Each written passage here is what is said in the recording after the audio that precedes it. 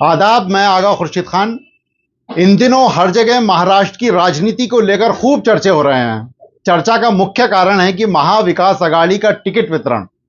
जिस तरह से शिवसेना और शरद पवार की एनसीपी के टूटने के बाद बराबर की सीटें उनको मिलती नजर आ रही हैं, उससे उनकी ताकत का अंदाजा लगाया जा सकता है। महाराष्ट्र विधानसभा चुनाव का ऐलान के बाद भी महाविकास आघाड़ी एमवीए में सीटों के बंटवारे पर पेच फंसा रहा। कई फार्मूले बने और ध्वस्त हुए। विदर्भ और मुंबई की सीटों को लेकर एक सप्ताह तक कांग्रेस और शिवसेना यूबीटी के नेताओं के बीच बयानबाजी हुई। प्रदेश कांग्रेस अध्यक्ष नाना पटोले और शिवसेना यूटीबी के सांसद संजय राउत आमने सामने आ गए। फिर एनसीपी शरद चंद्र पवार के नेता शरद पवार ने एंट्री ली और एमवीए के घटक दलों की समस्याओं का समाधान हो गया। शरद पवार को यूं ही नहीं, महाराष्ट्र की राजनीति का चाणक्य कहा जाता है। एमवीए गठबंधन में गुरुवार को इस मराठा क्षत्रप ने जो किया वो कोई सोच भी नहीं सकता था। एमवीए में कांग्रेस और उद्धव शिवसेना के मुकाबले काफी कमजोर एनसीपी शरद पवार ने अपने लिए उतने ही टिकटों का जुगाड़ कर लिया जितने पर उनके दोनों सहयोगी चुनाव लड़ेंगे। यह कोई मामूली उपलब्धि नहीं है। महाराष्ट्र की राजनीति को बहुत नजदीक से देखने वाले जानते हैं कि इस बार यह बुजुर्ग राजनीतिक पहले ही ऐसे इशारे कर रहा था कि सीट शेयरिंग में एनसीपी कम सीटों पर तैयार नहीं होने वाली है, और मौका आने पर ऐसा करके भी दिखा दिया। विपक्षी महाविकास आघाड़ी गठबंधन ने फिलहाल 20 नवंबर को होने वाले महाराष्ट्र विधानसभा चुनावों के लिए 288 में से 255 सीटों के लिए समझौता फार्मूला तैयार कर लिया, जिसमें तीनों सहयोगियों को 85-85 सीटें दी गई हैं। लेकिन यह शरद पवार के नेतृत्व वाली एनसीपी एसपी के लिए बड़ी उपलब्धि की तरह है, जिसने कांग्रेस और उद्धव ठाकरे के नेतृत्व वाली शिवसेना यूबीटी के बीच सत्ता संघर्ष में बढ़त हासिल कर ली है। अब तक एनसीपी मुख्यमंत्री पद की दौड़ में शामिल नहीं था। 83 वर्षीय शरद पवार अपनी पार्टी के उम्मीदवारों के चयन और चुनाव प्रचार पर ही ध्यान केंद्रित कर रहे थे। एनसीपी लगभग 70-75 सीटों पर चुनाव लड़ने की योजना बना रही थी। इससे साफ जाहिर हो रहा था कि सीएम पद की महत्वाकांक्षा यह रेस में वे शामिल नहीं है। पर अब जब एनसीपी 85 सीटों पर चुनाव लड़ने जा रही है, तो तीनों सीटों में से कोई भी पार्टी जो सबसे ज्यादा सीटें जीतेगी मुख्यमंत्री पद पर दावा कर सकती है। हाल ही में हुए लोकसभा चुनावों में एनसीपी ने अपने सभी साथियों में सबसे अच्छा प्रदर्शन किया था। पवार ने राज्य में 6 नए चेहरों की जीत सुनिश्चित की थी। इंडियन एक्सप्रेस की रिपोर्ट के अनुसार महाराष्ट्र में एमवीए में शामिल तीनों दलों ने जो बराबर सीटों पर चुनाव लड़ने की रजामंदी दी है, उसके पीछे पवार का राजनीतिक कौशल और उनकी सौदेबाजी की क्षमता का ही कमाल है। पवार ने अपने सहयोगी के साथ कुछ सीटों का आदान प्रदान भी किया, जिससे उन्हें कुछ और सीटें मिल गईं। उदाहरण के लिए उन्होंने पश्चिमी महाराष्ट्र की पाटन सीट शिवसेना यूबीटी के लिए छोड़ दी, जहां पिछले 10 वर्षों में उनकी पार्टी ने जीत दर्ज की थी, और बदले में मराठवाड़ा क्षेत्र में कुछ अन्य सीटें हासिल कर ली। इसके अलावा उन्होंने चंद्रपुर सीट से निर्दलीय विधायक किशोर जरजेवार को अपनी पार्टी में शामिल करने जा रहे हैं, जिससे उन्हें एक और सीट मिलने की उम्मीद बढ़ गई है।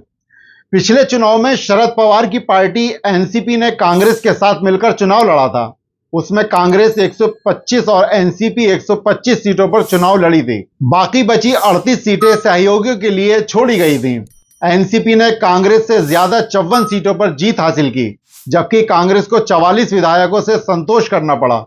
इस रिजल्ट का असर यह रहा कि जब एमवीए की सरकार बनी तो सीएम के अलावा कई महत्वपूर्ण विभाग एनसीपी के खाते में चले गए। शिवसेना में टूट के बाद विपक्ष के नेता का पद भी एनसीपी के पास ही आया। अजीत पवार के बगावत के बाद कांग्रेस के विजय वडेट्टीवार नेता प्रतिपक्ष बनाए गए।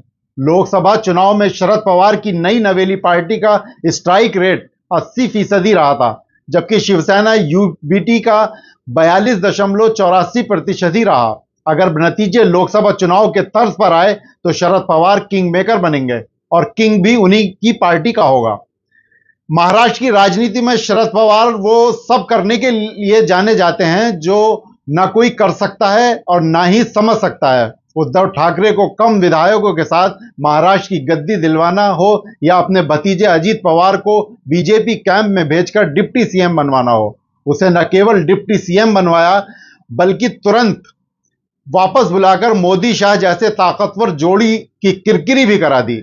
अभी उनके भतीजे अजीत पवार शिंदे सरकार में डिप्टी सीएम हैं और महायुति गठबंधन के साथ चुनाव भी लड़ रहे हैं। पर अभी बहुत लोगों को ऐसा लगता है कि हो सकता है कि पवार चाचा ने अपने भतीजे को अपने एंटी गुट में किसी रणनीति के तहत प्लांट किया हो, क्योंकि भतीजा जब जब चाचा से मिलता है एनडीए की धड़कनें बढ़ जाती हैं। शायद यही कारण है कि शरद पवार को महाराष्ट्र की राजनीति का चाणक्य कहा जाता है। उनकी हर दल में पैठ है। मनमोहन सरकार में वो 10 साल तक केंद्रीय मंत्री रहे हैं। मोदी सरकार उन्हें पद्म विभूषण अवार्ड से सम्मानित कर चुकी है।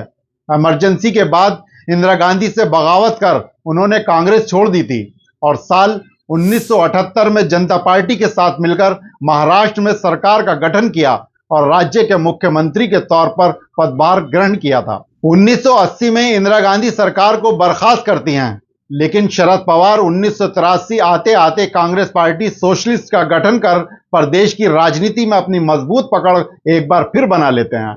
1985 में हुए विधानसभा चुनाव में उनकी पार्टी को मिली 54 सीटों पर जीत उन्हें वापस प्रदेश की राजनीति की ओर खींच लाती है। शरद पवार ने लोकसभा से इस्तीफा देकर विधानसभा में विपक्ष का नेतृत्व किया। 1987 में वो एक बार फिर अपनी पुरानी पार्टी कांग्रेस में वापसी करते हैं। शरद पवार राजीव गांधी के नेतृत्व में आस्था जताकर उनके करीब हो गए और साल 1988 में शंकर राव चौहान की जगह सीएम की कुर्सी हासिल कर लेते हैं। 1990 के विधानसभा चुनाव में 288 सीटों में 141 पर कांग्रेस की जीत हो पाई थी, लेकिन राजनीति के माहिर खिलाड़ी शरद पवार ने 12 निर्दलीय विधायक की मदद से सरकार बनाने में कामयाबी हासिल की।